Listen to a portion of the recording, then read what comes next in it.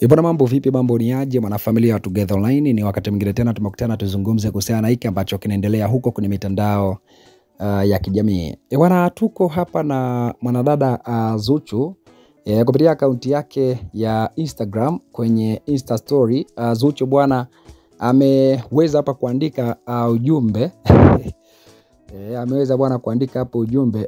Huu ujumbe ulikuwa una toka kwa page moja ya Muslim Matters. Muslim Matters, hii ni page ya dini hii, ambapo waliweza kuandika kwamba people will hurt you, kwamba watu watakuumiza wewe, watu watakutenda mabaya, watu watakufanya moyo wako umie.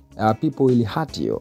Anasema Allah will heal you. Anasema watu watakutenda mabaya lakini Mungu atakuponya wewe. So huu ulikuwa ni ujumbe kutoka kwa hawa au hii page ya Muslim Matters. Sasa kuna huyu jamaa anajiita Kafosh of Iana Ontario au Ontario. Anasema anajiita Kafosh of Iana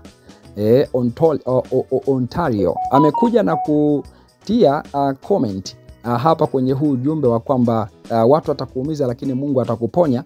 Akaja akasema kwamba I will hurt them back, kwamba watu wakiniumiza hata mimi nitawaumiza pia. Ukisikia kwamba auaye kwa upanga atauliwa kwa upanga, manake huyu jamaa ndo anaenda na hiyo kauli. By the way, ni mdada Kafosh. Anasema kwamba watu wakiniumiza hata mimi nitawaumiza pia. Anasema Allah will heal us together, kwamba Mungu atatuponya sote pamoja, sio aniponye mimi peke yangu.